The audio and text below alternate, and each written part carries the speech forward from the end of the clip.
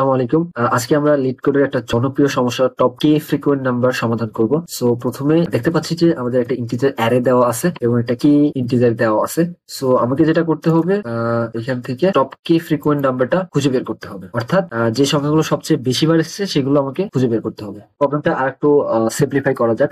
দেখতে পাচ্ছেন যে এখানে আমাদের একের সংখ্যা কাউন্ট করলে কত আসে, 3 আসছে, এবং দুইয়ের সংখ্যা যদি কাউন্ট করি তাহলে কত আসে, 2 আসে। আবার 100-র কাউন্ট এখানে কত, 1 আসে। অর্থাৎ এখানে যেটা বলা হয়েছে যে টপ কে, অর্থাৎ প্রথম দুইটা সংখ্যা আমাকে খুঁজে বের করতে হবে, অর্থাৎ যে দুইটা সংখ্যা সবচেয়ে বেশি রিপিটেশন হয়েছে সেই দুইটা সংখ্যা আমাকে খুঁজে বের করতে হবে। তাহলে আমরা দেখতে পাচ্ছি এখানে সব থেকে বেশি রিপিটেশন যেই দুইটা নাম্বার হয়েছে সেটা হলো 1 এবং 2। তো সিম্পলি আমাকে 1 এবং 2 খুঁজে বের করতে হবে। আচ্ছা, এখন আমরা এই প্রবলেমটা বেশ কয়েকটা উপায়ে সলভ করতে পারি।